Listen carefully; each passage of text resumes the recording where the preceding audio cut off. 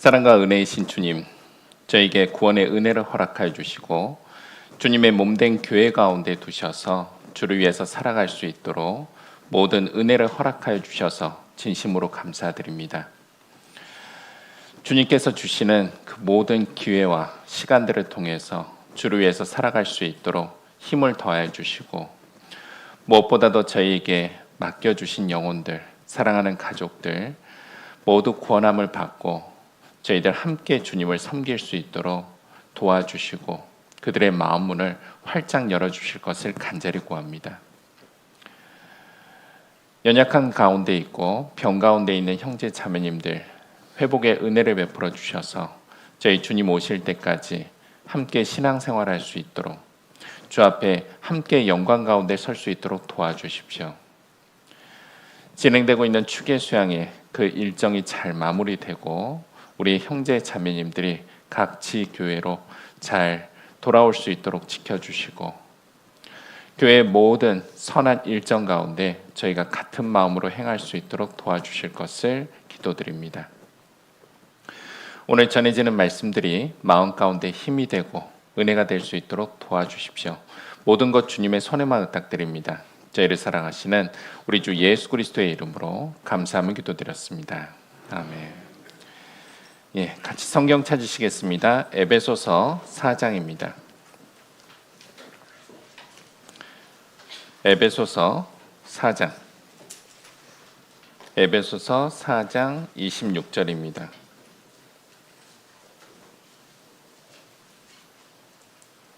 에베소서 4장 26절이요.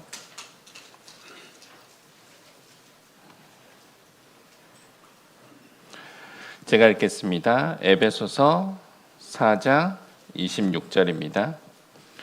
분을 내어도 죄를 짓지 말며 해가 지도록 분을 품지 말고 마귀로 틈을 타지 못하게 하라. 이사야 14장 12절 이후에 보면 처음엔 천사로서 창조됐지만 그 사단 마귀가 하나님 앞에서 교만했기 때문에 이제 내쳐진 거죠. 처음엔 천사였지만 교만했기 때문에 더 이상 하나님의 그 일을 참여할 수 없고, 그리고 내쳐져서 사람들을 유혹하고 그리고 타락시켜서 자기들이 가게 될, 사람을 보내기 위해서 지옥이 창조된 것이 아닌데 자기들이 가야 될 그 지옥에 함께 가도록 하기 위해서 끊임없이 유혹하고 있는 그 존재가 사단 마귀입니다. 가진 게 많았죠. 천사 루시퍼라고 하는 것은 이제 그 킹제임스 버전의 루시퍼라고 명칭을 하고 있고, 그리고 모닝스타라고 해서 다른 성경에 보면 이제 아침의 별, 그래서 계명성, 한국어 성경, 개역 한글 성경은 계명성이라고 번역을 하고 있죠. 천사였던 루시퍼는 이제 자신의 아름다움, 그러니까 가진 게 많았던 거죠. 가진 게 많으면 이제 교만해지기가 쉽습니다. 저같이요. 잘생겼잖아요. 이게 비웃는 건지 공감을 하는 건지 알 수는 없는데, 하나님께서 우리들을 낮은 가운데서 구원을 하셨습니다. 그것이 은혜고, 그리고 신앙생활을 하는 내내 끊임없이 낮춰가실 겁니다. 하나님께서 우리를 분명히 그렇게 낮춰가실 거니까 그것에 대해서 이상히 여기지 말고 하나님 앞에서 교만해지지 않는 것, 교만해질 수 없는 것에 대해서 감사하면서 사는 것이 분명히 은혜가 될 겁니다. 그럼에도 불구하고 우리에게 연약함이 있죠. 죄성이라는 것이 있습니다. 구원을 받은 이후에 천사와 같이, 그러니까 우리가 육신의 구원을 받은 이후에, 부활의 육체를 입은 이후에 이 세상을 살아가면 참 좋겠는데 하나님께서는 죄성을 남겨놓으셨죠. 죄를 지을 수 있는 기질이 우리 마음 가운데, 우리 가운데 여전히 있다라는 겁니다. 왜 남겨놓으셨을까? 말씀을 통해서 여러 번 들으셔서 알고는 계시겠지만 하나님 앞에서 우리가 항상 연약한 존재임을 깨닫도록 하기 위해서 남겨두신 겁니다. 내가 이렇게 쉽게 분을 낼 수도 있고 이렇게 쉽게 죄를 지을 수 있고 이렇게 쉬운 유혹에 빠질 수 있구나. 나의 연약함을 통해서 정말 강하신 하나님만을 의지하면서 살도록 하기 위해서, 그래서 우리에게 죄를 지을 수 있는 기질을 여전히 허락해 놓고 계시는 거죠. 그리고 또 하나는 이제 감사거리를 주기 위함이죠. 항상 기뻐하라, 쉬지 말고 기도하라, 범사에 감사하라. 무엇을 할 때 감사할 수 있냐면, 우리는 이제 요한일서 1장에 보면 이 자백이라는 회개 기도를 주님 앞에 갈 때까지 마땅히 해야 됩니다. 우리 삶 가운데 허물이 있기 때문에 자백이라는 회개가 반드시 있어야 되는데, 그 자백이라는 회개 기도 안에는 무엇이 포함되어 있느냐? 감사 기도가 포함되어 있습니다. 왜냐하면 내가 이런 허물 때문에 하나님과의 관계가 문제가 생겼잖아요. 근데 기도하면서 무엇을 깨닫게 돼요? 예수님, 이 죄를 제가 지을지를 몰랐었는데, 그런데 주님께서는 나도 모르는 이 죄를 미리 아시고 가져가시고 그 죄값을 미리 치러주셨군요. 갚아주셨군요. 감사합니다. 우리의 허물을 통해서 우리의 자백이라는 그 기도 가운데 끊임없이 감사를 할 수 있게 되어 있습니다. 이런 허물에 대한 부분, 지옥 갈 수밖에 없었는데 이 죄값도 갚아주셨군요. 그래서 항상 감사가 됩니다. 여러 가지 이유로 우리에게 선한 이유로 육체의 죄를 지을 수 있는 기질이 남겨져 있습니다. 불편한 것만이다라고 생각할 것이 아니라 하나님의 선한 뜻이 있습니다. 사도 바울 자신도요, 구원받은 이후에 로마서 7장에 보면 나는 공고한 사람이로다 해서 성령의 소욕과 그리고 육신의 소욕 간의 싸움 가운데 정말 힘들어 했었잖아요. 그 힘든 것을 어떻게 이겨낼까? 육신의 소욕을 어떻게 이겨낼까? 로마서 8장에서 말씀하고 계시죠. 그리스도 예수 안에 있는 자에게는 결코 정죄함이 없나니. 즉 교회 가운데 있을 때 그 죄성 그리고 육신의 소욕을 쫓아가지 아니하고 성령을 쫓아가면서 살아갈 수 있게 된다라는 것을 우리에게 알려주고 계시죠. 우리가 연약함이 있고 죄성이 있는 것을 통해서 무엇의 중요성을 또 깨달아요? 교회의 중요성을 깨닫습니다.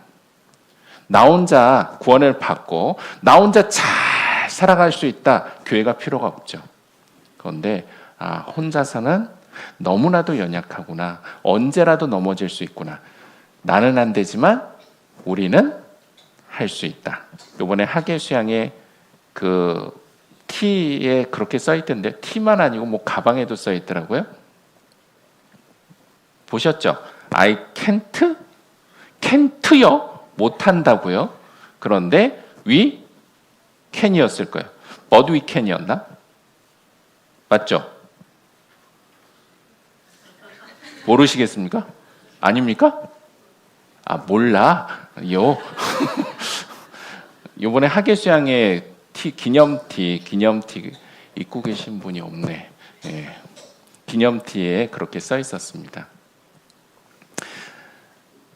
우리는 할 수 있다. 나는 할 수 없는데 우리는 할 수 있게 된다라는 것을 깨닫도록 하기 위해서, 끊임없이 깨닫도록 하기 위해서 나에게 육체, 죄성이, 연약함이 허락이 되어 있습니다.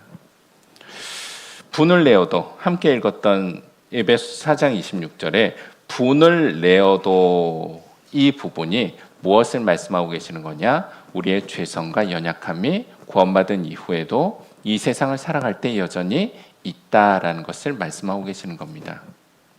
분을 낼 수 있죠. 그거 자체를 하나님께서 문제 삼는 것은 아니에요. 분이 날 수도 있고 실수도 할 수도 있는데, 그런데 뭐하고 연결시키지 마라? 그걸 죄로 연결시키지 마라. 욕을 받을 수도 있다라는 거예요. 좋아 보이는데? 욕 받을 수 있잖아요. 그런데 죄로 연결시키면 안 되는 거예요. 화가 났어요? 화가 날 수 있죠. 미울 수도 있죠. 그런데 죄로 연결시키는 게 뭐예요? 자매! 이렇게 가버리면 이제 그게 죄가 되는 거예요. 그게 죄가 된다고요. 내가 행동과 말로 표출이 돼버리면 그게 죄가 되는 거예요. 분을 내고 그리고 유혹이 찾아와서 좋은데? 이런 마음이 생길 수는 있겠지만 그것을 죄로 연결시키지 말아라 라고 말씀하고 계시는 거예요. 전에 이런 설교를 혹시 들어보셨습니까? 그리스도인들이 죄에 대해서 어떻게 태도를 가지고 있어야 됩니까? 날아다니는 새가 있어요. 하늘을 날아다니는 새가 있는데 그 새가 내 머리 위를 날아다니는 것은 어쩔 수 없다. 그러나 내 머리 위에다가 둥지를 트는 것은 막을 수 있다. 그리스도인들이 죄에 대해서 이런 태도를 가지고 있어야 된다라는 설교를 혹시 들어보셨을 거예요. 이게 바로 그 뜻입니다. 분을 낼 수는 있다. 왜? 연약함이 있고 죄성이 있으니까. 새가 내 머리 위를 날아다니는 거예요. 그렇지만 뭐 하지 마라? 죄를 짓지 마라. 그 새가 내 머리 위에다 둥지를 두도록 하지는 말아라 라는 거예요. 그게 그리스도인들이 죄에 대한 태도입니다. 혹 죄를 짓더라도, 그러니까 말과 행동으로 표출을 해서 어떤 문제가 생겼다 하더라도 무엇하지 말아라? 해가 지도록 분을 품지 말고라고 말씀하고 계시죠. 해가 지도록 분을 품지 말아라. 해가 지도록 분을 품으면 그 다음에 어떤 문제가 생기는지를 성경에서 말씀하고 계시는 거예요. 그때 27절에 마귀로 틈을 타지 못하게 하라. 해가 지도록 분을 품으면 사단 마귀가 틈을 타니까 더 큰 일이 일어나니까 그렇게 하지 말아라 라고 지금 말씀하고 계시는 거라고요. 왜 해가 지도록 분을 품으면 사단 마귀가 틈을 탑니까? 왜 분을 품은 시간이, 죄를 지은 시간이 길어지면 사단 마귀가 틈을 탑니까? 이것을 알아야죠. 제가 형제 자매님들한테 몇 번 이렇게 교제를 하면서 우리 형제 자매님들이 많이 오해하고 있는 내용들이 있어요. 그것이 무엇이냐면 이 질문을 했을 때 그거 아닌가요? 라고 대답을 해요. 그게 뭐냐? 사단 마귀가 영적인 존재잖아요. 사단 마귀가 내 마음, 사람의 마음을 알까요? 모를까요? 라고 질문하잖아요. 저는 당연히 모릅니다라고 대답할 줄 알았거든요. 그런데 제가 질문을 몇 번의 모임에서 해보니까 네, 이게 불편하네. 몇 번의 모임에서 해보니까 정말 과반수 이상이 그렇게 대답해요. 사단 마귀도 내 마음 아는 거 아닌가요? 사람의 마음을 알지 않나요? 라고 대답을 해요. 벌써 뜨끔하셨죠? 네. 사단 마귀는 내 마음 모릅니다. 내 마음을 아시는 유일한 존재는 누구세요? 하나님입니다. 하나님만이 나의 마음의 중심을 아시죠. 대표적인 말씀 한번 보죠. 사무엘상 16장입니다.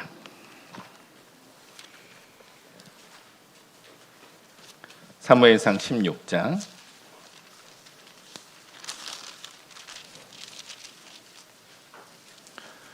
사무엘상 16장 7절입니다.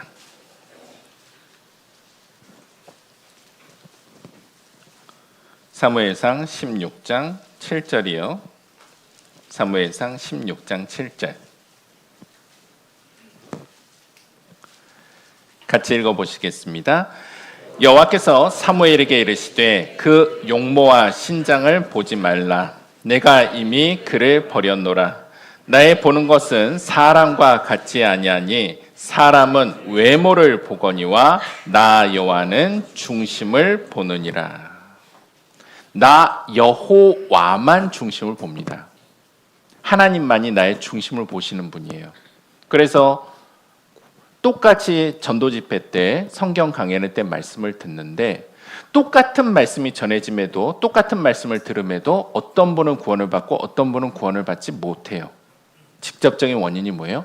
마음이 어떠하냐. 내가 정말 구원을 받고자 하는 그 간절함이 있느냐, 그렇지 아니하냐. 어떻게 알고? 하나님은 그 마음의 중심을 보시거든요. 그래서 성령이 역사할 수 있도록 도와주셔서 그 복음 말씀이 믿어지도록 하시는 거죠. 성령이 내 안에 들어왔기 때문에 복음 말씀이 믿어지는 겁니다. 내가 구원을 받고 복음 말씀이 믿어져서 구원을 받고 나니까 복음 말씀이 믿어진다는 것이 전혀 이상하지 않죠. 그렇지만 전도해 보시면 알아요. 정말 미칠 정도로 못 깨닫습니다. 아니 그게 왜 안 믿어지냐고. 미래죄까지 예수님께서 다 가져가셨다는데 그게 왜 안 믿어지냐고 하는데 정말 못 믿습니다. 속 터질 것 같잖아요. 이해를 돕기 위해서 이단들 있죠. 뭐 대표적으로 요즘 뉴스 매체에서 많이 나오는 그 한 땡땡 통 땡땡 이 교 있잖아요. 그쪽도 안 죽는데 근데 돌아가셨잖아요. 전 교주께서 돌아가셨잖아요. 현 하나님은 또 이제 여자분으로 바뀌셨잖아요. 아시죠? 예. 그리고 신땡땡, 예. 거기도 안 죽는다잖아요. 그리고 돌아가시게 생겼죠? 자, 그런데 생각해 보세요. 이상하지 않아요? 이성적으로 생각해도 그게 믿어져요? 사람이 안 죽는다는 게? 뻔히 늙어가는 게 보이는데? 그런데 그게 왜 믿어질까요? 다른 영이 들어와서 그래요. 다른 예수, 다른 영, 다른 복음. 다른 영이 들어오니까 무엇이 묻어져요? 다른 복음이 마음에 믿어져요. 그런 거예요. 그럼 우리는 왜 천국 갈 수 있는 예수님께서 나를 위해서 하신 그 복음이 믿어졌을까요? 성령이 들어왔기 때문에 그게 믿어진 겁니다. 그 성령은 어느 마음에 역사하느냐? 정말 믿고자 하는 그 마음을 가진 사람들 마음 가운데 역사하고, 그리고 내가 인도한 이 사람이 정말 구원받기를 원하는 그 주변의 사람들의 간절한 기도를 통해서 또한 역사하게 되어 있는 겁니다. 구원받는 것도 마찬가지고 구원받은 이후에 신앙생활 할 때도 마찬가지예요. 누가 더 하나님의 은혜 가운데 사느냐? 그 마음의 중심을 보시는 유일하신 분이 하나님이에요. 그런데 왜 우리가 그런 오해를 많이 할까요? 사단 마귀는요, AI 같습니다. AI가 어떤 창조적인 생각을 하는 것은 아니잖아요. 인터넷에 떠도는 그 자료들을 쫙 모아가지고 축적된 데이터에 근거해서 대답을 하는 거거든요. 생각해 보세요. 사단 마귀가 사람에 대해서 몇 년 동안 지금 계속해서 데이터를 쌓아놓고 있어요? 6,000년 동안 데이터를 쌓아왔어요. 아, 사람이라는 존재는 이렇게 유혹하면 쉽게 넘어져 라는 것을 데이터를, 자료를 쌓아놓고 있거든요. 그것에 근거해서, 경향에 근거해서 사람들을 유혹하고 넘어뜨리는 겁니다. 그런데 사람의 마음을 모른다라는 것을 정확히 알려주는 본문 중에 하나가 욥기입니다. 욥기 1장 보세요.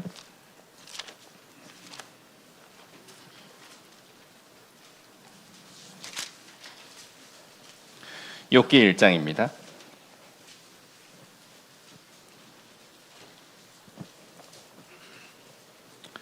욥기 1장 1절. 욥기 1장 1절입니다. 우스 땅에 욥이라 이름하는 사람이 있었는데 그 사람은 순전하고 정직하여 하나님을 경외하며 악에서 떠난 자더라. 그 소생은 남자가 7이요 여자가 3이며 그 소유물은 양이 7천이요 약대가 3천이요 소가 500결이요 암나귀가 500이며 종도 많이 있었으니 이 사람은 동방 사람 중에 가장 큰 자라. 하나님께서 욥에 대해서 성경에 기록해 놓고 계시는데 가장 첫 번째 욥은 이런 사람이다 라고 말한 것이 순전하고 정직하며 하나님을 경외하고 악에서 떠난 자예요. 마음을 먼저 얘기하시잖아요. 하나님께서는 우리를 무엇부터 보시느냐? 그 마음이 하나님 앞에서 어떠하냐? 그걸 먼저 보세요. 반대로 세상은요, 마지막 시대를 향해 갈수록 점점 무엇을 더 중요시해요? 외모를 중요시합니다. 그래서 3번, 2번, 1번 순으로 가는 게 세상의 기준이요. 그리고 우리들도 이런 영향을 많이 받고 있는 것이 사실입니다. 미스 코리아 뽑을 때 1등이 뭐죠? 진. 2등은 선. 3등이 미죠. 미죠. 근데 지금은 1등이 뭐예요? 미예요. 이게 1등이에요. 정말 그러면 안 되는데 뭐 세상에서는 그렇다 하지만 청년 형제 자매님들이 교제를 소개를 받는다. 우리 형제님들 가슴에 손을 얹고 생각해 보세요. 자매님을 소개를 받는데 첫 번째 질문이 이쁘냐? 소개를 해주는데 이쁘냐? 첫 번째, 두 번째, 세 번째 질문이 다 이쁘냐로 가면 하나님이 보는 거하고 내가 보는 거하고 다르구나 라고 생각을 하셔야 돼요. 생각하셔야 된다고요. 마지막 때가 될수록 하나님께서는 마음의 중요성에 대해서 그 마음의 중심을 보신다. 나의 마음을 보시기 때문에 내가 혹시 실수를 하더라도 나의 마음이 올바르면 하나님께서는 그 길을 선하게 인도해 가신다라는 약속이 성경에 있는 거예요. 반면에 세상의 영향을 많이 받으면 1절, 2절, 3절의 순서가 아니라 3절, 2절, 1절 순서로 갑니다. 나는 무엇을 중요시하느냐? 그것도 생각해 보시면 좋겠습니다. 6절에 보시면요. 욥기 1장 6절에 하루는 하나님의 아들들이 와서 여호와 앞에 섰고 사단도 그들 가운데 왔는지라 라고 말씀하시는데요. 여기서 하나님의 아들들은 사람이 아니죠. 천사들을 말하는 거예요. 천사들을 말하는 거예요. 왜냐하면 욥기 38장 7절에 보면 하나님께서 창조의 시점을 말씀하시는 거거든요. 창조의 시점을 말씀하시면서 하나님의 아들들이 하나님의 창조를 기뻐했다. 그때 하나님께서 온 세상을 창조하실 때 사람들이 있었어요? 없었어요? 없었잖아요. 창조의 끝에 아담과 하와가 있었잖아요. 그런데 창조 시점 이전부터 무엇이 존재했어요? 천사가 존재했죠. 그러니까 하나님의 아들들은 무엇을 말하는 거다? 천사를 말하는 거다라고 이해하시면 됩니다. 그 천사들이 있고 사단 마귀도 하나님 앞에 섰죠. 지금은 사단 마귀가 하나님 앞에도 섭니다. 왔다 갔다 해요. 그리고 세상 가운데에서도 돌아다니죠. 하나님께서 사단 마귀에게 묻잖아요. 어디 갔다 왔냐? 그랬더니 7절에 여호와께서 사단에게 이르시되 내가 어디서 왔느냐? 사단이 여호와께 대답하여 가로되 땅에 두루돌아 여기저기 다녀왔나이다. 자, 사단 마귀의 대표적인 특징 부지런하다. 아주 부지런합니다. 무엇 하기 위해서 부지런하냐? 두루돌아다니며 우는 사자와 같이 삼킬 자를 찾기 위해서 두루돌아다닙니다. 성실하죠. 성실하다라는 것이 좋은 표현이잖아요.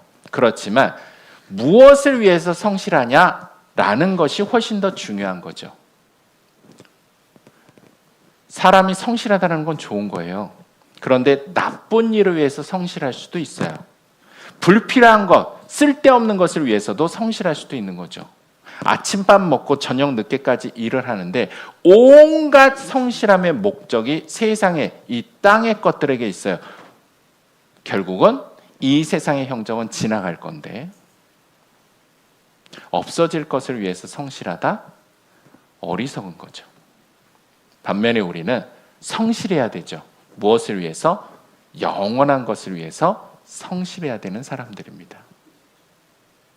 교훈받을 필요가 있죠. 성실해야 됩니다. 그런데 왜 두루 돌아다니죠? 하나님은 사람의 마음의 중심을 보시며 하나님이 가지고 계시는 성품 중에 하나가 무엇이냐? 편재성이라고 합니다. 한자어인데 온 세상 만물에 다 계신다라는 거예요.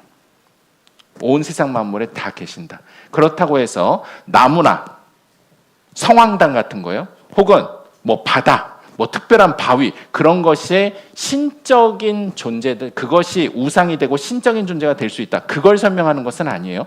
모든 곳에 계신다라는 것이지 그것이 신이 된다라는 뜻을 설명하는 것은 아닙니다. 하나님께서는 두루 돌아다니실 필요가 없어요. 다 아시니까. 다 계시니까. 반면에 사단 마귀는 다 잊지 못해요. 그래서 어떻게 하느냐? 빠르게 두루 돌아다닙니다. 아까 에베소서 말씀에서 해가 지도록 분을 품지 말라고 했죠. 이게 여기서 연결이 되는 거예요. 분을 내어도 죄를 짓지 말며 했는데 죄를 딱 졌어요. 그런데 해가 지도록 계속해서 분을 내고 있잖아요. 그러면 처음에는 사단 마귀가 모릅니다. 못 봤으니까. 그런데 계속 해가 지도록 분을 품고 있으면 그때는 뭐가 알아요? 사단 마귀가 아하! 분을 내고 있네. 유혹에 빠져 있네. 이런 식으로 해서 아는 거예요. 그제서야 아는 거예요. 시간이 길어지면 사단 마귀가 알아요. 그러면 뭐 할까요? 그때부터 작업을 하는 거예요. 넘어뜨리려고. 그래서 저도 부부싸움을 하면 하루 이상을 넘기지 않습니다. 싸울 수 있죠. 싸울 수 있는데 나이가 드니까 이게 남는 건 남자의 자존심 하나밖에 안 남더라고요.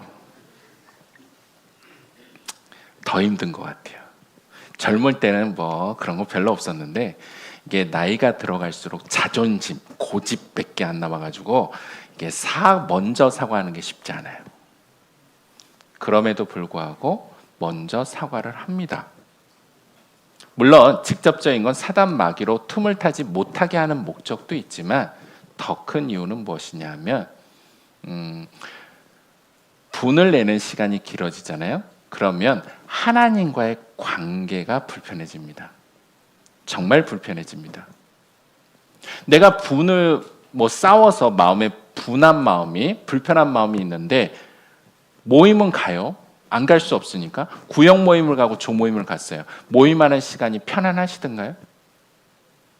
불편합니다. 얼굴은 웃고 있죠. 그렇지만 마음이 불편해요. 말씀을 듣는데 그 말씀이 제대로 들어오지도 않아요. 기도는 됩니까? 기도도 잘 안 돼요. 다른 일로 싸웠는데 다른 일로 불편해졌는데 결국은 모든 것이 하나님과의 관계에 있어서 불편해지는 것으로 연결이 됩니다. 내가 오랜 시간 동안 이 문제를 회개치 아니하고 사과하지 아니하고 해결하지 않으면 하나님과의 관계가 불편해지는구나. 그게 더 큰 문제예요. 근데 그게 길어지면 사단 마귀가 알아요. 어허 하면서 유혹하기 시작하죠. 그건 좀 이따 말씀을 드리고 욥기에 보면요. 9절에 사단이 여호와께 대답하여 가로되 욥이 어찌 까닭 없이 하나님을 경외하리까? 주께서 그와 그 집과 그 모든 소유물을 사늘로 두르심이 아니니까. 주께서 그 손으로 하는 바를 복되게 하사 그 소유물로 땅에 널리게 하셨음이니이다.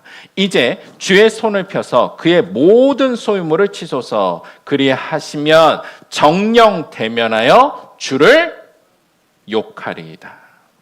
그런데 우리는 결론 알고 있죠. 욥이 주님을 욕했어요? 아니요. 주신 자도 여호와시오 취하신 자도 여호와시오니 오직 여호와만 영광 받으시라고. 주를 욕하지 않았습니다.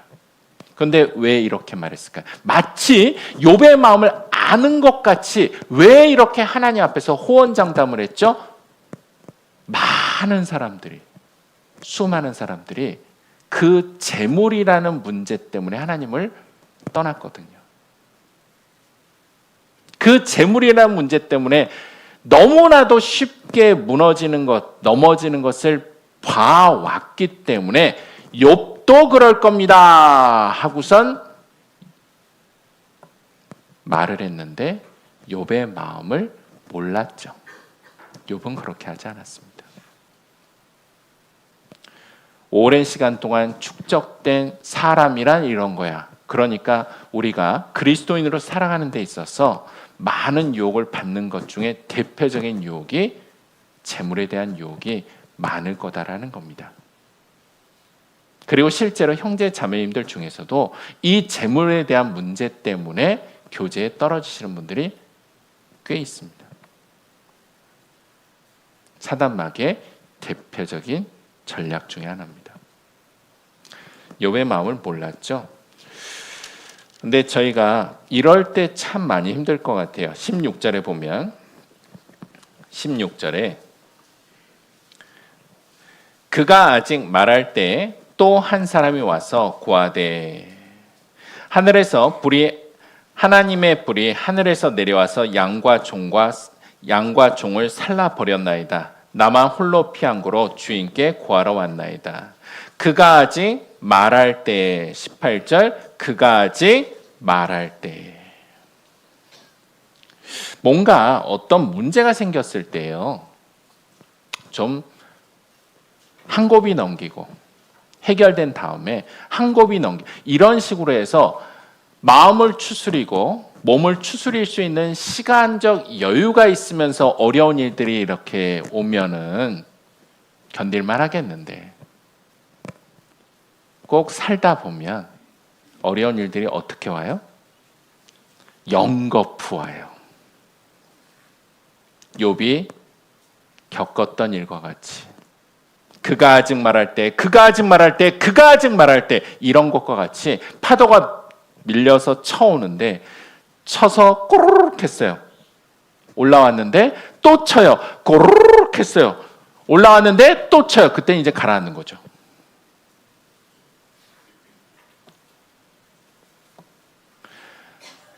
그렇지만 꼭 기억하셔야 될 것이 있어요. 나의 이 모든 상황은 욥기를 보세요. 하나님께서 허락하셨죠. 사단마귀는 도구로 쓰임을 받았죠. 그 상황들이 너무나도 비참한 상황이 연속됐음에도 불구하고 중요한 건 하나님이 욥의 상황을 알고 계세요. 욥의 마음도 알고 있어요. 알고 계신다라는 거예요.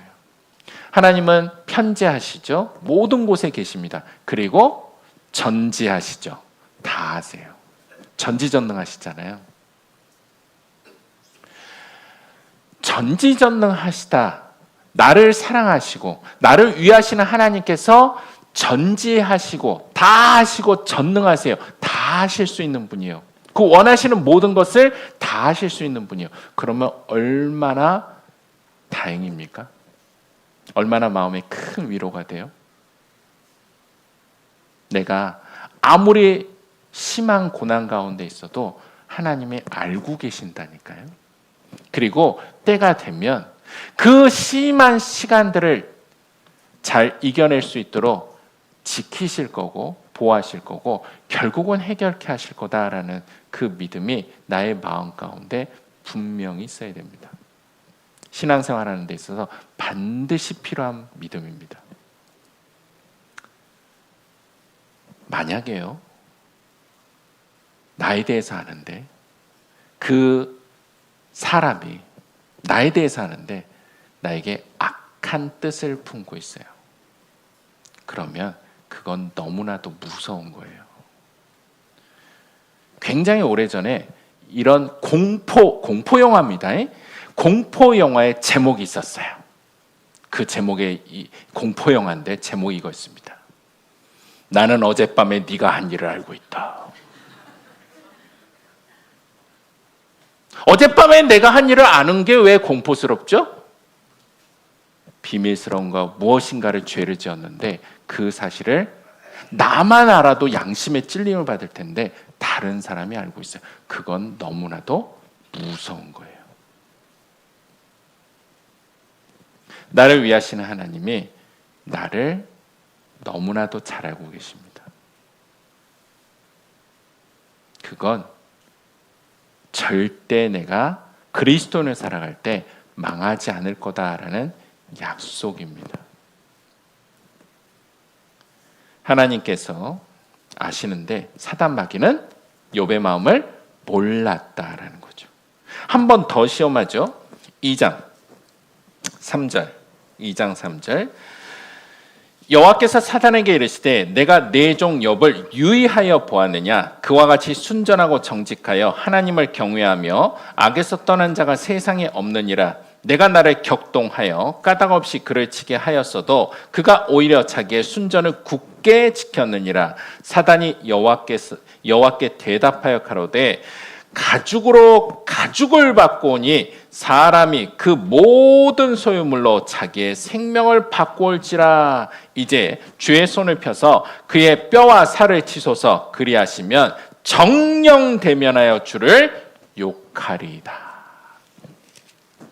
재산 날아가고 자식 죽고 그렇다 하더라도요, 결국은 사람이라는 건 자기 몸이 최고 아니겠습니까? 그 건강을 치십시오. 그러면 정말 욕할 겁니다. 그래요. 세상 사람들 기준이 뭐예요? 다 잃어도 무엇을 잃으면 정말 다 잃은 거다? 건강을 잃으면 다 잃은 거라고 해요.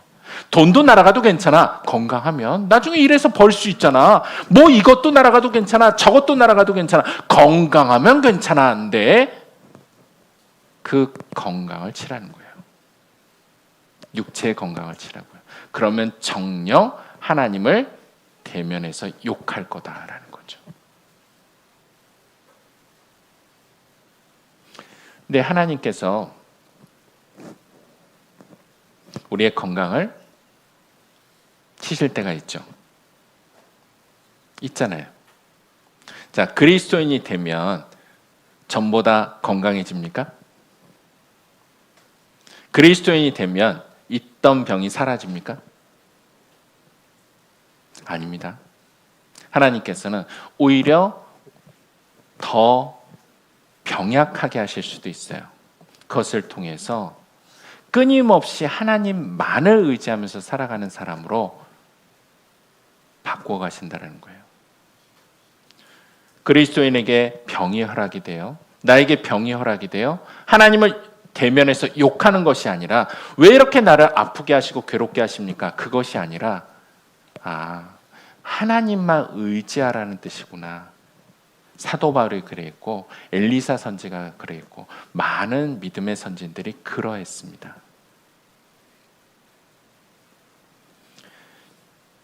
욥이 하나님을 대면해서 욕했습니까? 아니에요. 2장 8절에 욥이 제 가운데 앉아서 기와 조각을 가져다가 몸을 긁고 있더니 간지럽다라는 것이 정말 괴롭다라는 거 아시죠? 모르세요? 간지럽다는 건 정말 괴로운 겁니다.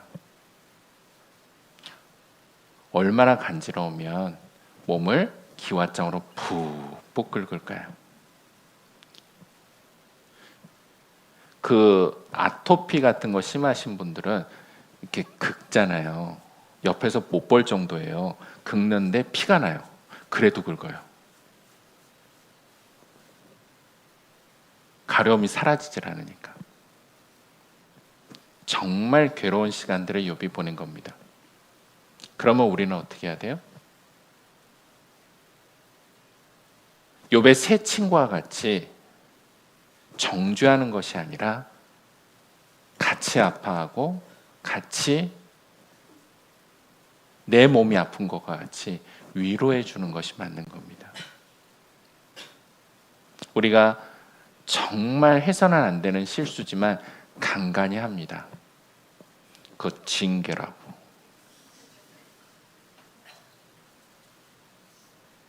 그 말 하시면 안 되는 게 뭐냐면 그분의 하나님이지만 나의 하나님이죠. 하나님께서 나에게 그런 상황, 그 형제자매가 겪는 동일한 상황을 나에게 허락했을 때 그 형제자매가 나한테 징계라고 얘기하면 나는 어떻게 하려고요?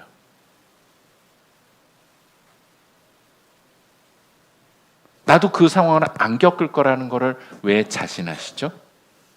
하나님께서는 모든 그리스도인들을 동일하게 이끌어 가세요. 처한 상황, 생긴 것이 다르고 그리고 처한 상황이 다르지만 이끌어 가시는 것은 항상 한 분이신 하나님이기 때문에 동일하게 이끌어 가십니다. 전에 모 목사님께서 굉장히 꼼꼼하신 분이에요. 그래서 상담을 했던 내용에 대해서 질문을 받았던 내용에 대해서 항상 노트 필기로 정리를 해놓고 계셨대요. 그 노트가 한 4권, 5권 될 때까지는 이렇게 항상 새로운 내용들이 있어서 정리를 했는데 어느 순간부터는 더 이상 그 노트를 정리를 안 하게 됐답니다. 무엇을 발견한 이후부터? 한 4권, 5권 정도 정리할 때까지는 새로운 질문도 있고 그리고 새로운 상황을 겪고 있는 그런 형제자매님들이 있었대요. 그런데 4권, 5권 정도 보니까 그 다음부터는 항상 똑같더래요. 항상. 특히 우리 중고등부 학생들이 항상 똑같은 질문합니다. 중고등부 동계수련회 가보세요. 그러면 질문이 정말 4가지로 압축이 됩니다. 4가지에서 벗어난 질문을 하는 분은 한 번도 못 만나봤어요. 그래서 한 4분 정도 상담하고 나면 그 다음부터 뭐 하고 싶은 욕구가 올라오는지 아세요? 녹음해서 그냥 틀어주고 싶어요. 정말 4가지 안에서 똑같은 질문만 해요. 우리 중고등부 학생들이. 왜 그러죠? 삶이 단순하니까 할 수 있는 생각의 범위가 그 학생들도 동일하게 이끌어 가시는 거예요. 성장에 가니까 여러의 경우수들이 있을 수 있지만 그렇지만 결국은 그 범위 안에서 동일하게 이끌어 가시는 거예요. 하나님의 말씀 안에서 답을 찾아가고 그 한 분이신 하나님께서 우리를 동일하게 이끌어 가시는데 그 어려움을 겪고 있는 욕과 같은 어려움을 겪고 있는 형제 자매님들에 대해서 나는 안 그럴 거야? 나도 겪게 된다니까요. 그래서 주의해야 될 말이 있죠. 욥기 5장.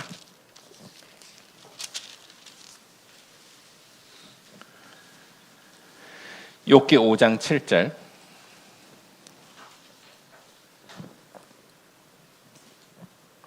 욥기 5장 7절입니다. 인생은 고난을 위하여 났나니 불티가 위로 날은 같으니라. 8절 같이 읽죠. 나 같으면 하나님께 구하고 내 일을 하나님께 의탁하리라. 이 말하면 안 된다고요. 나 같으면 말이야 그렇게 하네. 이 말 하시면 안 된다고요. 기준이 하나님께 있어야 돼요. 그리고 기준이 내가 아니라 다른 형제자매님들에게 있어야 돼요. 율법의 완성은 사랑입니다. 마음을 다하고 몸을 다하고 힘을 다하고 뜻을 다하여 주 하나님 여호와를 사랑하고 내 이웃을 내 몸과 같이 사랑하라. 여기에 내가 어디 있어요? 없어요.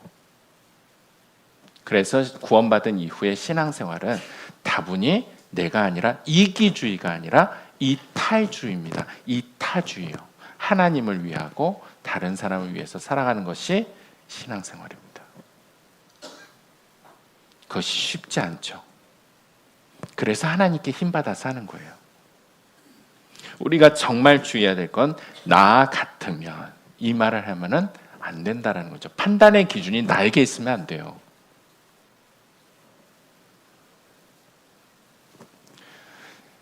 욥기를 쭉 함께 살펴보니까 사단마귀가 욥의 마음을 알았다 몰랐다?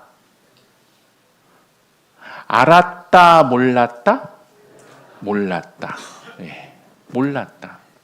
욥의 마음만 모르는 것이 아니라 내 마음도 몰라요. 내 마음을 모른다고요. 분을 내어도 죄를 짓지 말며 해가 지도록 분을 품지 말고. 모르는데 그 시간이 길어지잖아요. 그러면 사단마귀가 틈을 타는데 어떻게 틈을 타느냐? 우리 마음 가운데 하나님을 대적하는 생각을 넣습니다. 생각을 넣습니다. 생각을요. 요한복음 13장입니다.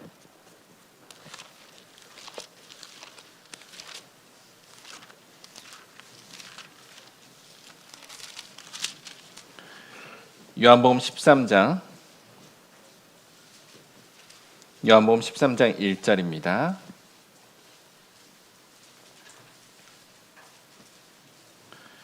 요한복음 13장 1절.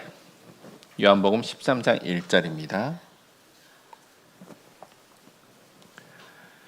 6월절 전에 예수께서 자기가 세상을 떠나 아버지께로 돌아가실 때가 이른 줄 아시고 세상에 있는 자기 사람들을 사랑하시되 끝까지 사랑하시니라. 2절은 같이 읽죠. 마귀가 벌써 시몬의 아들 가롯 유다의 마음에 예수를 팔려는 생각을 넣었더니. 자, 시간이 길어지면 무엇해요? 사단마귀가 틈을 타는데 몰랐어요. 가롯 유다의 마음을 몰랐어요.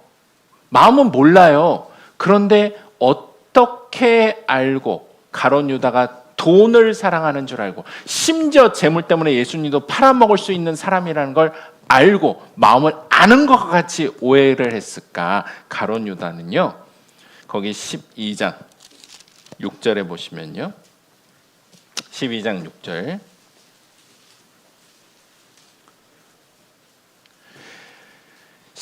6절. 이렇게 말함은 가난한 자들을 생각함이 아니요 저는 도적이라 돈꾀를 맞고 거기 넣는 것을 훔쳐가미러라. 성경에서요 어떤 사람에 대해서 그 사람이 이러이러하다라는 것이 기록이 될 때에는 일회성인 내용을 가지고 기록되는 것이 아닙니다.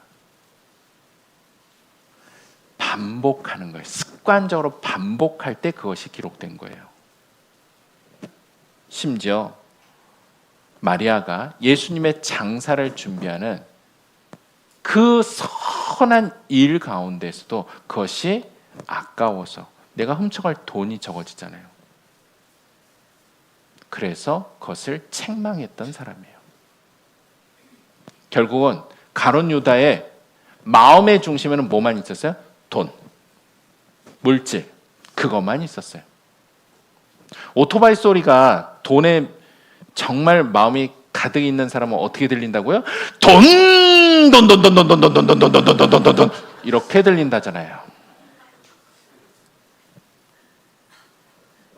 가롯 유다 그런 사람이었습니다. 마음은 몰랐는데 사단마귀가 몰랐는데 그 행동을 계속해서 보니 아하 얘는 돈을 정말 사랑하는구나. 고쳤어야 되는데 고치지 아니하니 회개하지 아니하니 어떻게 해요? 예수를 팔려는 생각을 넣었어요. 우리가 교회와 교제 가운데 있을 때 그리스도 안에 있는 자에게는 결코 정죄함이 없나니 로마서 8장의 시작에 대한 말씀입니다.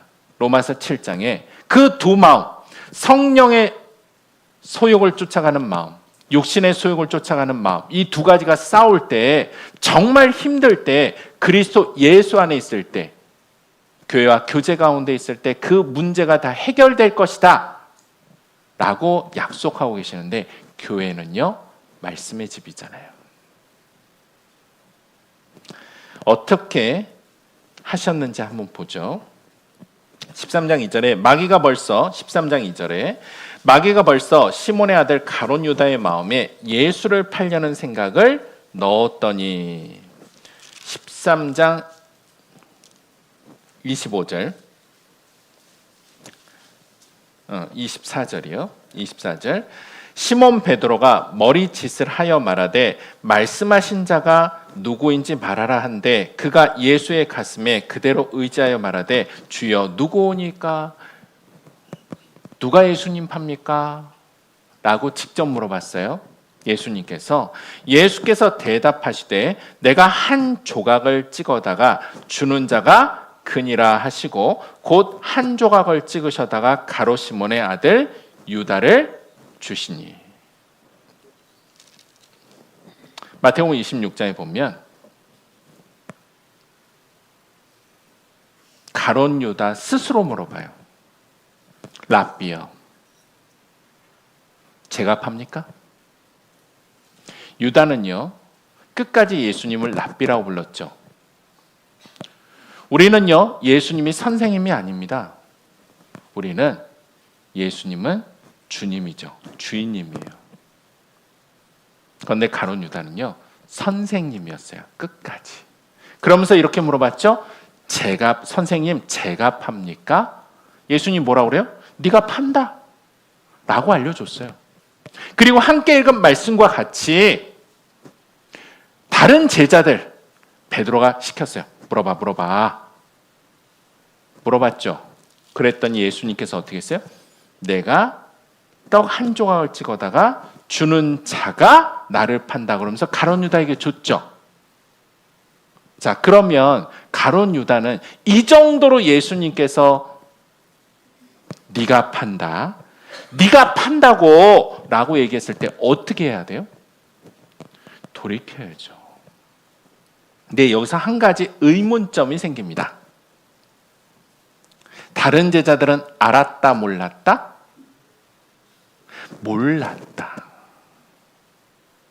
몰랐다라는 거예요. 다른 제자들은 몰랐다라는 거예요. 도대체 이유가 뭐죠? 그게 13장 1절이 답인 겁니다.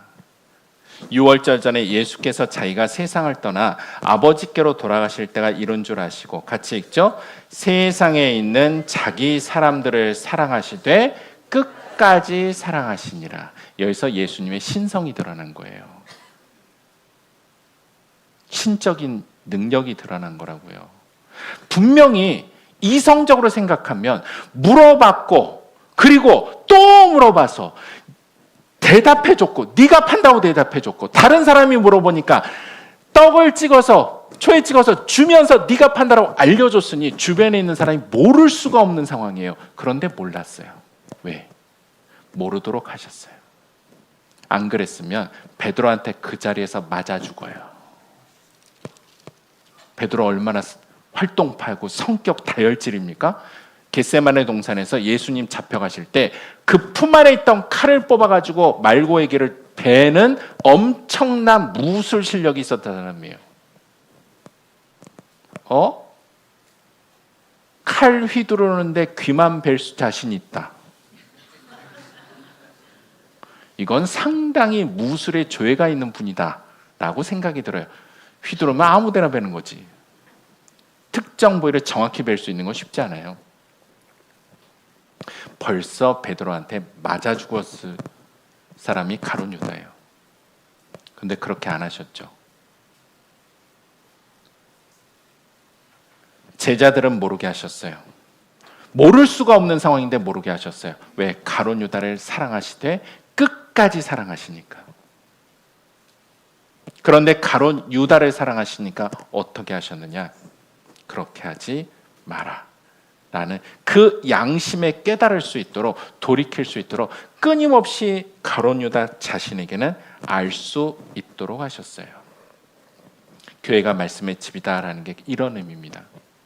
우리가 말씀을 듣죠. 하나님의 말씀을 들으면 교훈과 책망과 바르게 함과 의로 교육함에 유익한 그 하나님의 말씀이 나의 마음 가운데 두들기잖아요. 고쳐져야 될 것들, 그리고 위로받아야 될 것들, 힘받아야 될 것들, 은혜 받는 것들, 그 말씀들이 나의 마음 가운데 역사하게 되어 있습니다. 특히 죄에 대해서는 사단 마귀가 우리 마음 가운데에서도요, 예수를 팔려는 생각, 교회를 대적하고자 하는 생각, 교제로부터 멀어지고자 하는 생각, 세상을 사랑하는 마음, 그런 것들을 넣는다니까요. 그러면 뭐 할 때 가만히 있으면 가룟 유다가 예수 팔듯이 팔아버려요. 행동으로 옮긴다고요. 그런데 교회 가운데 있을 때, 교회와 교제 가운데 있을 때, 그리스도 예수 안에 있는 자에게는 결코 정죄함이 없나니 죄성이 사라진다는 뜻이 아니라 예수님이 가룟 유다에게 하신 것과 같이 말씀 되신 예수님께서 우리 마음 가운데 역사하셔서 그 죄를 죄로 연결시키지 않도록 돌이킬 수 있도록 도우신다라는 거예요. 그래서 말씀을 어떻게 들어야 돼요? 정말 내 말씀으로 들으셔야 돼요. 완전한 분이 없거든요. 다만 부탁드리고 싶은 건 단상 내려갈 때, 목사님, 어떤 분이 내 사정을 얘기해가지고 그걸 알고 설교를 하셨어요? 이렇게 따지진 마세요. 몰라요, 저희가. 어떻게 알고 그 개인의 사정을 알고 설교를 했겠어요? 말씀을 잘 들으신 거예요. 잘 들어서 어떻게 알고 이 내 사정에 꼭 찝는 말씀을 이렇게 하시지? 알고 얘기하는 게 아니고 깨닫게 해주셔서 준비한 말씀인 것뿐이에요. 그러니까 잘 들으신 건 감사한데 따지지 마셔라. 네. 교회 가운데 있을 때, 교제 가운데 있을 때요, 하나님의 역사가 이렇게 일어납니다. 말씀으로 역사하시는 거예요. 교훈하시고 책망하시고 바르게 하시고 의로 교육하기에 유익한 그 말씀들이 역사에서 가룟 유다가 그 예수님의 말씀을 듣고 돌이켰으면 여전히 12사도로서 주님의 일에 동참할 수 있었을 거예요. 우리가 말씀을 정말 마음 가운데 새기고 잘 들어야 되는 이유가 여기 있습니다. 우리가 말씀을 잘 들으면 마음이 바뀝니다.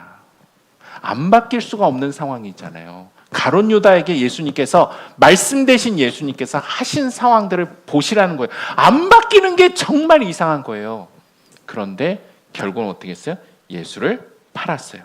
27절, 13장 27절에 조각을 받은 후 곧 사단이 그 속에 들어간지라.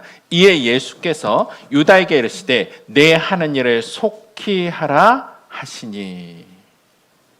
이 말씀을 무슨 뜻으로 하셨는지 그 앉은 자 중에 아는 이가 없고, 예수님께서 그 가룟 유다의 마음에 이미 사단 마귀가 역사한 것, 그리고 가룟 유다 자신이 그 마음을 돌이킬 마음이 없다라는 것을 아셨죠. 정말 불쌍한 겁니다. 우리 강연할 때 많이 들으시죠. 특히 이스라엘 민족의 역사, 그리고 노아 대홍수 사건 때 하나님께서는 오래 참으시지만 뭐 하시지 않는다? 영원히 참지는 않는다. 그래서 노아 대홍수 시대에 심판의 때가 내려온 거고, 그리고 이 세상도 마찬가지입니다. 오래 참으시죠. 그렇지만 그 끝은 분명히 있다라는 겁니다.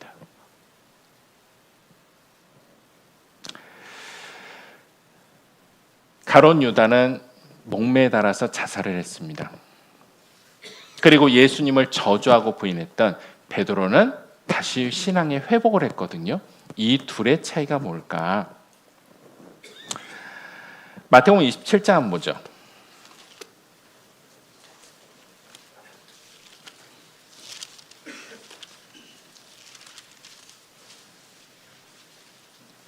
마태복음 27장 3절입니다.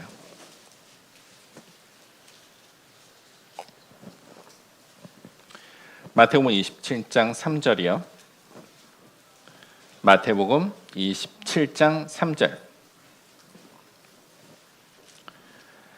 때 예수를 판 유다가 그의 정죄됨을 보고 스스로 뉘우쳐 그 은 30을 대제사장들과 장로들에게 도로 갖다 주며 가로되 내가 무죄한 피를 팔고 죄를 범하였도다 하니 저희가 가로되 같이 읽죠. 그것이 우리에게 무슨 상관이 있느냐 내가 당하라 하거늘. 5절 유다가 은을 성소에 던져놓고 물러가서 스스로 목매어 죽으니라. 이게요 사단 마귀의 그 생각을 받아들이고 사단 마귀의 역사를 쫓아갔을 때 나타나는 결과입니다. 대저의인은 7번 넘어지더라도 다시 일어나려니와 그리스도인은 넘어질 수는 있어요. 그렇지만 다시 일어날 수 있는 이유, 사단 마귀는요 결국은 어떻게 해요? 지금 가룟 유다가 왜 대제사장과 장로들을 찾아갔을까요? 대제사장의 역할이 뭐예요? 대제사장은 하나님과 사람 사이의 죄에 대한 문제를 해결해서 화목케 하는 것이 대제사장의 역할입니다. 그러면 자기에게 죄의 문제를 가지고 나오는 사람을 위로해주고 하나님과의 관계가 회복될 수 있도록 도와줘야 하는 게 대제사장의 역할이에요. 그런데 어떻게 했어요? 이들 배후에 사단마귀가 여전히 역사하고 있죠. 네가 당하라. 네가 잘못한 거잖아. 네가 그렇게 선택해놓고 왜 우리한테 뭐라 그래. 이렇게 얘기한 거예요. 그러니 뭐 하는 거예요? 그 낭만된 마음이 더 무너지는 거예요. 이게 사단마귀가 하는 일입니다. 우리가 실수가 있을 수 있죠. 세상을 사랑하고 나 자신에게 실망하는 그런 일들이 있을 수는 있는데 그때 괴로울 때 주님의 얼굴 보라. 주님의 얼굴을 봐야 되는 이유가 어디 있냐면 예수님께서요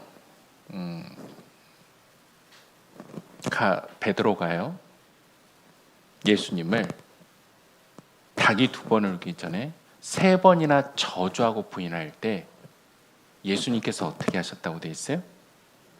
베드로를 바라보았다 라고 말씀하고 계세요. 눈이 마주쳤어요. 베드로를 바라봤어요. 예수님께서 그 바라보신다라는 뜻은 무엇이냐면요. 성령의 역사가 있다라는 뜻하고 연결되어 있습니다. 요한계시록 5장 한번 보세요.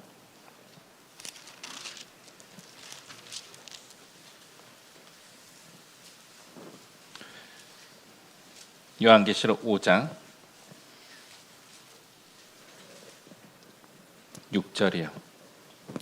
요한계시록 5장 6절. 요한계시록 5장 6절입니다. 내가 또 보니 보좌와 내 생물과 장로들 사이에 어린 양이 섰는데 예수님이시죠.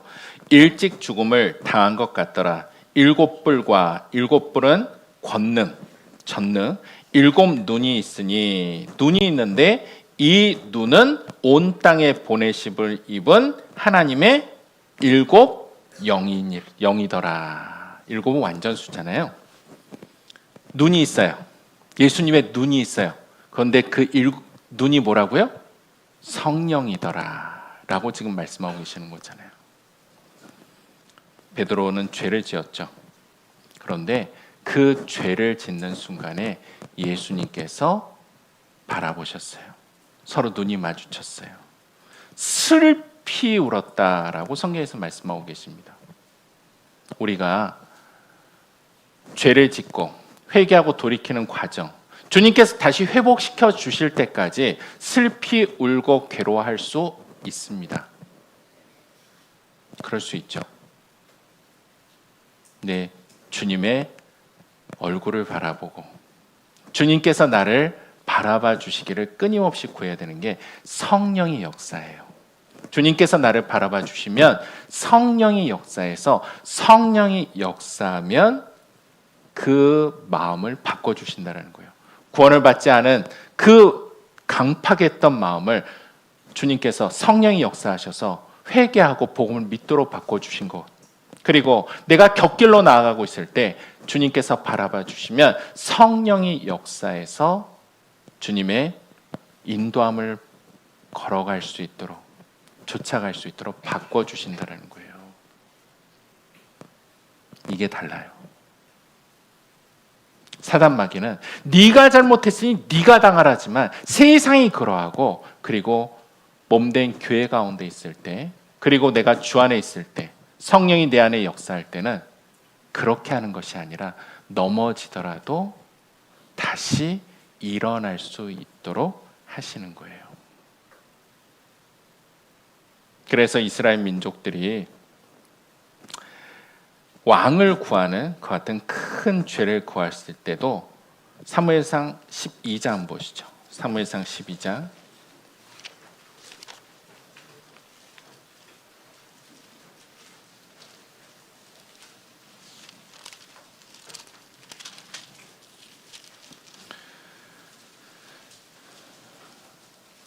사무엘상 12장, 구약 425페이지, 사무엘상 12장, 구약 425페이지, 사무엘상 12장 17절. 사무엘상 12장 17절입니다. 사무엘상 12장 17절이요. 오늘은 밀베는 때가 아니냐. 내가 여호와께 아뢰리니 여호와께서 우리아 비를 보내사 너희가 왕을 구한 일 곧 여호와의 목전에 범한 죄악이 큼을 너희로 밝히 알게 하시리라.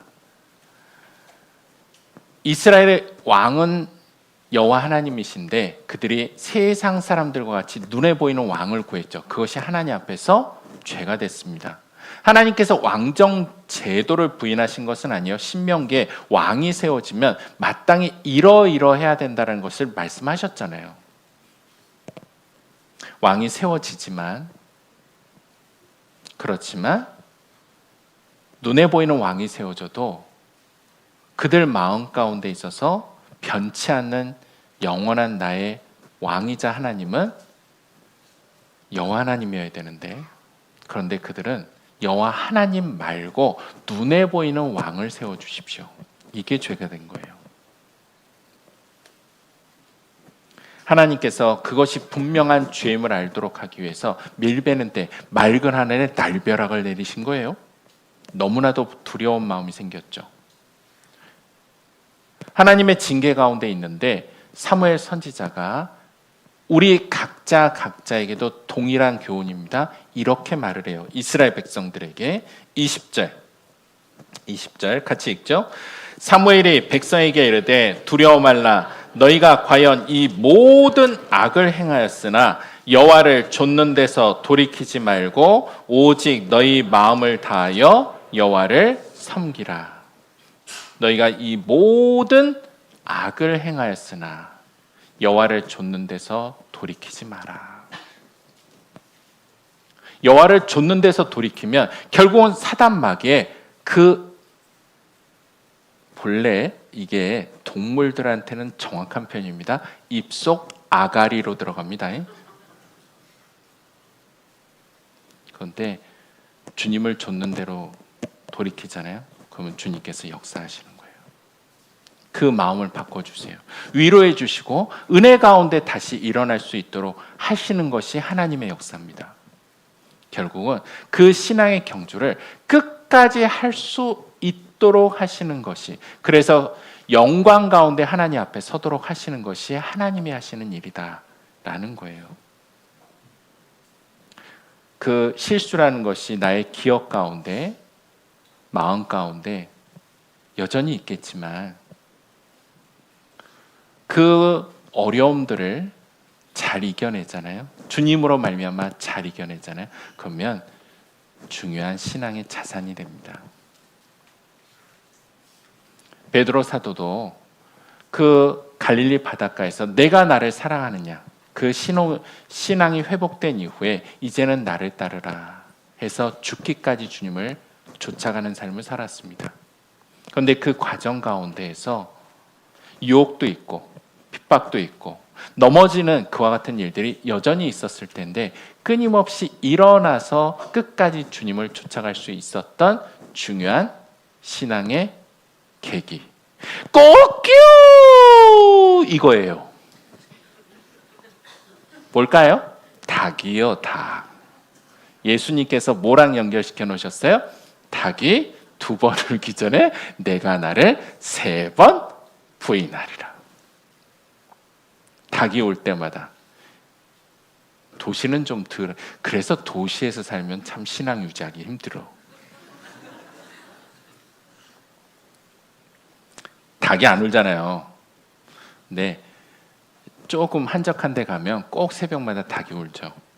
어디 가도 닭이 있어요. 어디 가도 닭이 있어요. 전 세계 어디 가도 닭이 있다고요. 그 닭이 새벽마다 울어요. 그래서 베드로 사도도 매일 아침마다 무엇을 깨닫습니까? 하나님 앞에서 자신의 부족함을 깨닫습니다. 그것이 낭망되는 것이 아니라 그 부족함을 깨달았지만 주님께서 나를 어떻게 여전히 사랑하셔서 회복시켰는지, 그리고 이제는 그 회복된 나에게 이제는 나를 좇으라, 나를 따르라라는 그 명령의 말씀을 다시 마음 가운데 새길 수 있는 거죠.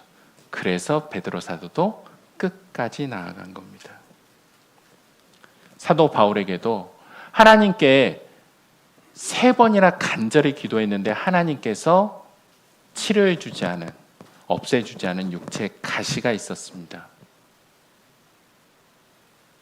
그 가시로 인해서 뭐 할 수 있었다라고 말씀하고 계시냐면 디모데 후서요.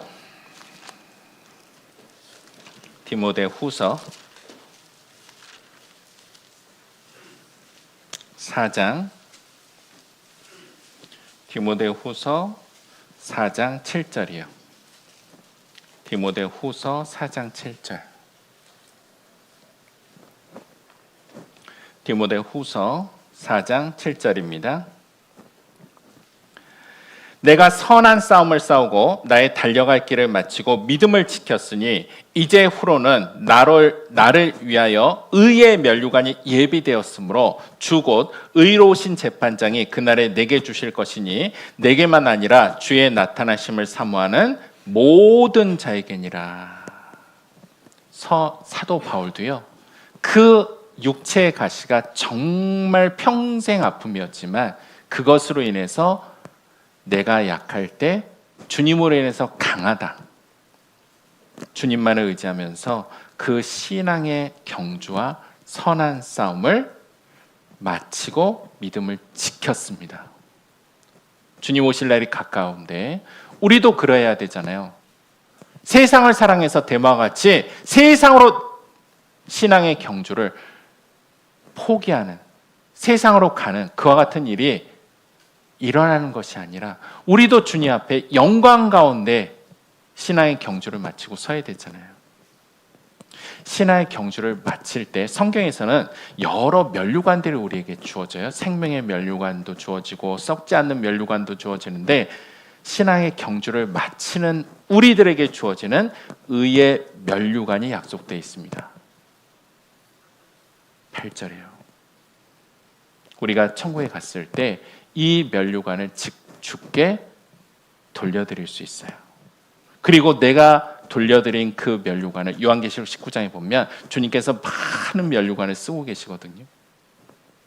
우리가 구원받은 이후에 주님을 사랑하잖아요.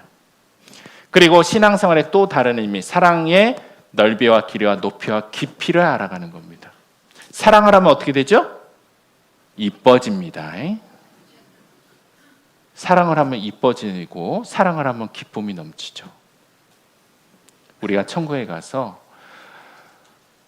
이 세상에서 온전하게 사랑하지 못했던 주님을 온전하게 사랑할 수 있게 됩니다. 그런데 내가 받은 면류관을 주께 돌려드릴 수 있다고요? 내가 사랑하는 주님을 위해서 돌려드릴 수 있는 것이 많다. 그게 천국에서 영원한 상이 됩니다. 상 중에 하나가 분명히 됩니다. 내가 사랑하는 주님께 더 많은 것을 드릴 수 있는 상이 나에게 주어집니다. 그 중에 하나가 신앙의 경주를 마칠 때 주어지는 의의 면류관이 있습니다. 그 신앙의 경주가 끝날 시간이 얼마 남지 않았어요. 그러니까 저희가 꼭 끝까지 주님만을 사랑하면서 사단마귀의 유혹에, 세상의 유혹에 넘어지지 아니하고 주님만을 사랑하면서 모두 영광 가운데 서시면 좋겠습니다. 같이 기도드리겠습니다. 주님, 진심으로 감사드립니다. 저에게 귀중한 시간을 허락하여 주시고 주님의 몸된 교회 가운데에서 주를 함께 섬기면서 살아갈 수 있도록 힘과 은혜를 더해 주실 것을 간절히 구합니다. 또한 교회에서 계획하고 있는 모든 집회와 주님의 복음이 전해지는 시간 가운데 이뤄진 영혼들을 저에게 많이 붙여주셔서 저희 힘있게 복음을 전하면서 살아갈 수 있도록 도와주십시오. 모든 것 주님의 손에만 의탁드립니다. 저희를 사랑하시는 우리 주 예수 그리스도의 이름으로 감사하며 기도드렸습니다. 아멘.